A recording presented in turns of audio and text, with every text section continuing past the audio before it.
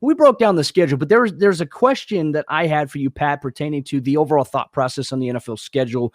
A lot of fans that I have seen, they're looking at some of the opponents that the Broncos have, and they're basing their presumption on whether it's going to be a win-loss based on that team's record last year and how they played. But the reality of the NFL and the reality of the game itself is that teams get better every single year. They may be bottom of the pack last year, but they could be the top team in their division this year.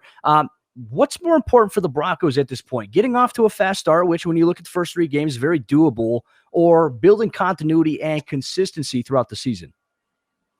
I think a lot of fans do want to see that fast start. Considering the last couple of years, it's been like a really slow start, right? They've come out of the gate slow, and then it just leads to worse and worse things happening. And then that's where you get the 7-9 record, the 5-11 record. So I do think that fans really want to see the team come hot out of the gate, but that doesn't always equate to success. I mean, look at Pittsburgh last year. They won 11 straight games and then eventually just fizzled out and lost in the playoffs. Everyone was penciling them in to be a Super Bowl contender, and it just didn't happen. So yeah, starting fast might seem good to a lot of people, but honestly, consistency is the key. You want to see them executing plays early, even if they lose some of those games early. You know, those first 8 games, it's not all going to be cakewalks. Every year we see this happen and fans go, oh, 17-0, pencil it in.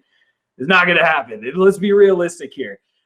Those first 8 games, there are some tough games in there, but there's also some trap games. I mean, we don't know what the Jaguars could look like. You know, the Giants defense has been playing pretty well, all things considered. So they could be a tough matchup for Drew Lock in the first game of the season. If Drew Lock's the guy. If Drew Lock's the guy, who knows? But I do think that seeing consistency in the offense is going to be the biggest thing. We know that this defense is good. They made changes in the offseason to make them a better unit, but they still played very well. They played very well last season to begin the season as well. It was really the offense that was holding them back. So for me personally, I just want to see consistency within the offense. Execute. No 3-and-outs, no stalling. Like, put points on the board early, put this defense in a good position to at least try to win the game. That is what is going to be successful for the Denver Broncos early on in this season. Now, a lot of teams did get better. A lot of these teams, when you look at these I'm just looking at the first 8. That's really all I care about. Those teams did make significant moves to get better. So those games are not going to be easy wins. The Ravens are still the Ravens. Yes. The Steelers could still be the Steelers. Who knows? But the Jaguars could come out and play a lot better. The Raiders could come out and play a lot better. The Washington football team is not a bad football team. No, they're not. That's going to be a scary game, in my opinion. Halloween, by the way. It's one of the games that I have circled that, you know, I potentially want to go to because I want to see a good football game. But it's when it comes down to it, consistency has to be the key. Consistency on the offensive end has to be the key. I would much rather just be consistent and maybe, you know, lose a couple in there, but just maintain consistency along the offense and everything's going to be good. I'll take that over just a fast start and then a slow fizzle out later in the season.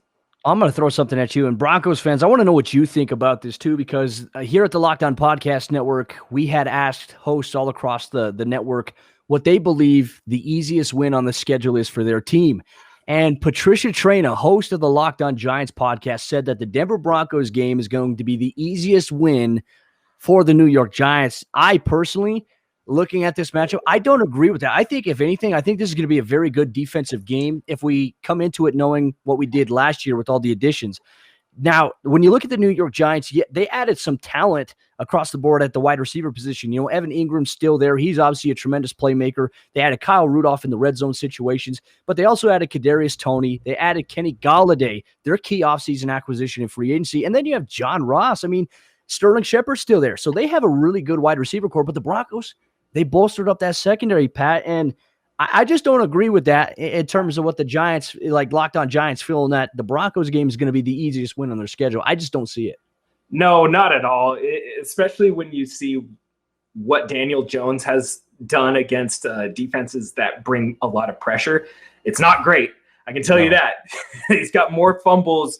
I believe he's got more fumbles than touchdowns at this point. I could be wrong on that. Don't quote me on it. But this is a guy who does not do very well under pressure. And with Von Miller coming back, Draymond Jones is expected to have a huge leap this season. We got Shelby Harris back. Bradley Chubb is back. You have Malik Reed coming off the edge as well. Kyle Fuller, Ronald Darby, Pat Surtain, Justin Simmons. Come on. You really think that Daniel Jones is just going to have a field day against that defense? I don't think so. I would be floored. I would be shocked. I'm not saying that the Broncos are just going to come out and wallop on them, but I wouldn't say that this is the easiest win for the New York Giants. Absolutely not. Agreed. Well, and that was my thought process too, because I felt like the Giants last year had one of the most underrated defenses in the National Football League, but they couldn't do anything on offense because their workhorse in Saquon Barkley was out, and they didn't really have consistency with the weapons that Daniel Jones had. So, and the offensive line was kind of a revolving door all throughout the season last year. So it's going to be a tough matchup. I think it's going to be a defensive game, which, look, you know me, Pat, I love it. I know you're an offensive guy, but that's why I have you on here. I'm a defensive guy. You're an offensive guy, but we'll see how things kind of play out in the long run.